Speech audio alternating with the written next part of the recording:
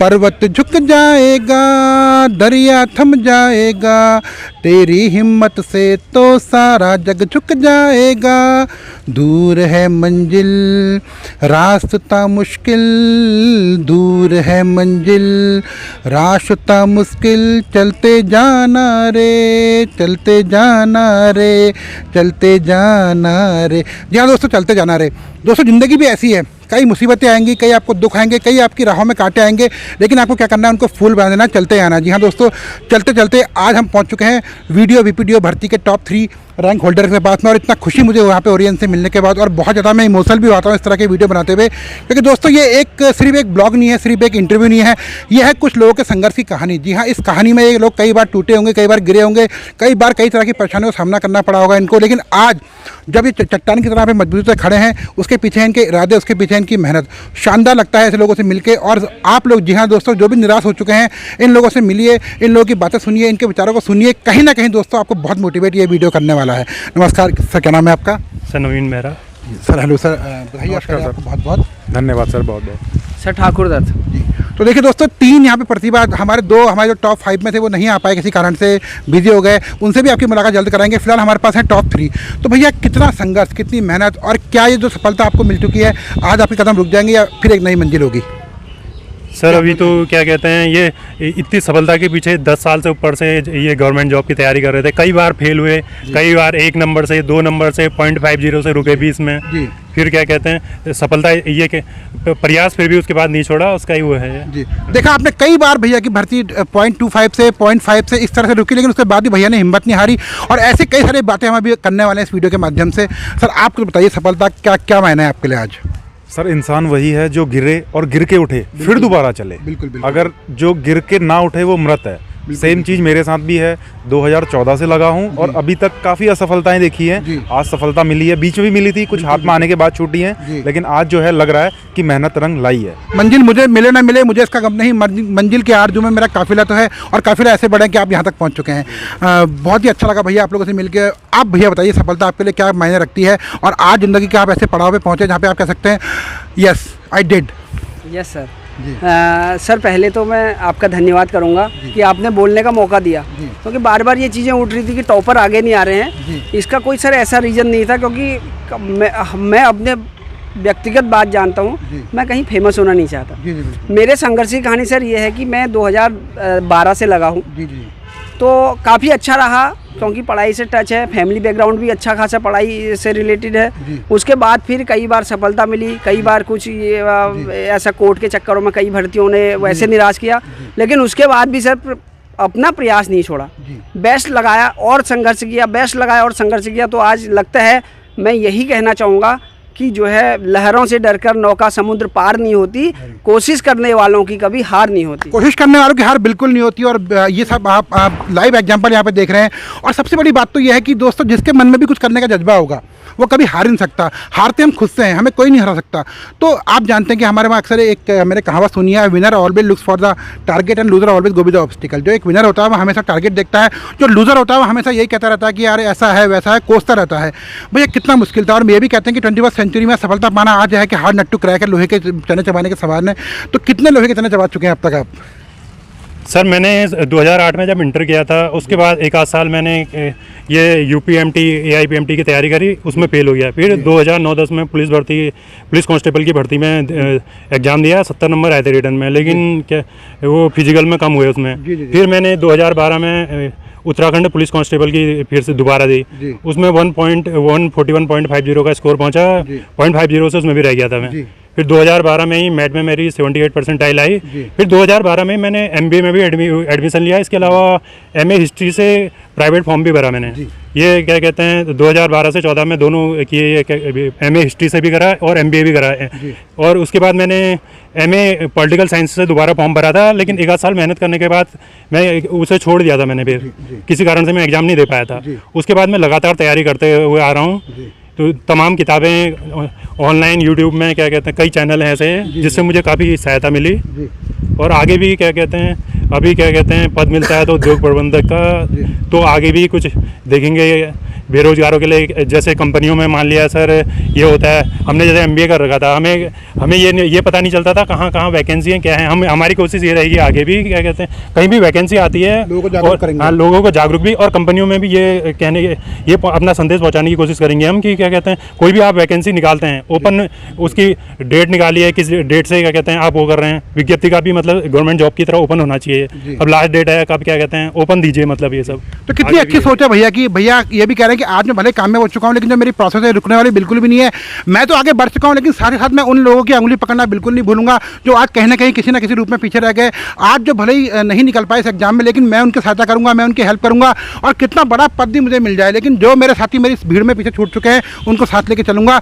यही सोच, यही जो एक जज्बा था भैया का, आज यहाँ भैया टॉप 3 में पहुंचे हैं। भैया आपकी क्या सोच है इस चीज़ को लेकर? आज आप सफल हो चुके हैं लगभग बिल्कुल। अब एक ये कह सकते हैं कि बस एक लेटर आना रह गया है कि हाँ ज्वाइन करना है आपको। तो भैया ये जर्नी समाप्त हो गई यहाँ पे, या कभी कुछ और प्लान है फ्यूचर के? सर प्लान तो वो है 5400 ग्रेड पे और सरकारी गाड़ी क्या वो बात। चलते रहेगी। जी, जी, जी, जी। जब तक मिलेगी नहीं तब तक जर्नी चलेगी। बिल्कुल बिल्कुल। पिछले 6-7 साल से चल रही है और अभी चलेगी। जी, जी। अभी मैंने पिछले महीने ही एक UPCL AE का एग्जाम दिया था, उसमें मेरा अच्छा स्कोर है, जी। हो सकता है उसका भी इंटरव्यू का बिल्कुल, कुछ बिल्कुल, हो। बिल्कुल, बिल्कुल, बिल्कुल। तो तब तक जर्नी चलेगी, जब तक गाड़ी नहीं मिलेगी और एक ड्राइवर नहीं मिलेगा जी, जी। तब तक जर्नी चलेगी। कहते हैं ना कि सपने देखिए दोस्तों, ड्रीमर्स कैन बी अचीवर। जो सपने देखता है वही आप आगे बढ़ पाता है। आपने कोई सपना देखा ही नहीं, आपका कोई मकसद नहीं। हमारे में एक बड़ी अच्छी कहावत है कि if you wake up without a goal, if you wake up without a goal, go to your bed and sleep again. आप क्यों उठे आपको मालूम ही नहीं है कि सुबह उठ तो गए, आप क्यों उठे तो आप क्या करोगे। लेकिन इन लोगों को मालूम था कि ये सुबह क्यों उठ रहे हैं, ये दिन भर मेहनत क्यों कर रहे हैं, इन्होंने रात जाके क्यों काटी। इसलिए काटी दोस्तों कि आज यहाँ पे जाके एक इनका इंटरव्यू, छोटा इंटरव्यू हो रहा है, और मैं इतना उत्साहित हूँ और इतना अच्छा लगता है।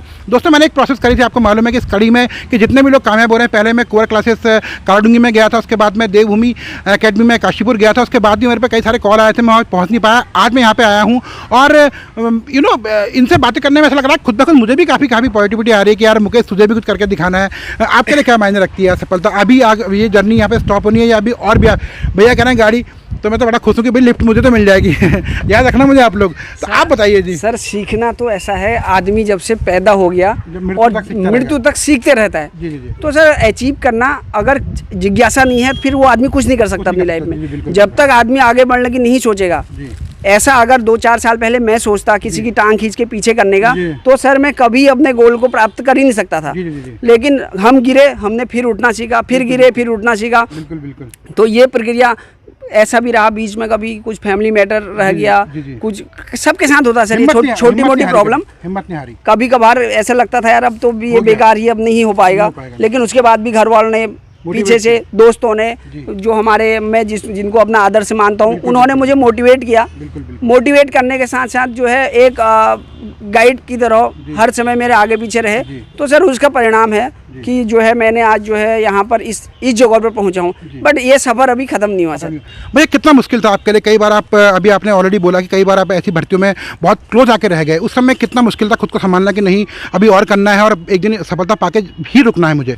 सर हर इंसान, वो भले ही 6 महीने से तैयारी कर रहा है या 6 साल से तैयारी कर रहा है, जी, जी। सारी बुकें सबने पढ़ी है, सिलेबस सबने पूरा करा है, लेकिन उसको पूरा करने का एक पैटर्न है। अगर आदमी उसको फॉलो करता है तो आज नहीं कल, कल नहीं परसों। मैं अपनी अगर इंडिविजुअल बात करूं, वीडियो के पेपर में फर्स्ट अटेम्प्ट पे मैंने OMR में 74 गोल किए।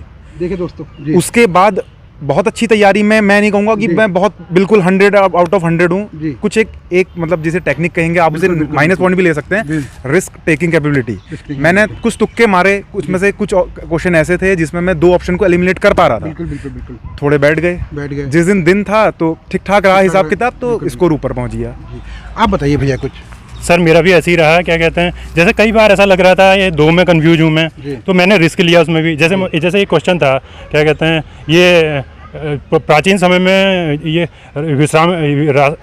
ये मार्ग पर पढ़ने वाले विश्रामलयों को क्या कहते हैं, मैंने ये क्या कहते हैं चट्टी करके कहीं देखा था, मैंने इसमें भी रिस्क लिया, इसका भी हुआ। इसके अलावा एक था, मैं अपनी भी ट्रिक बनाते रहता था, जैसे यमुना की सहायक नदियाँ क्या हैं करके था।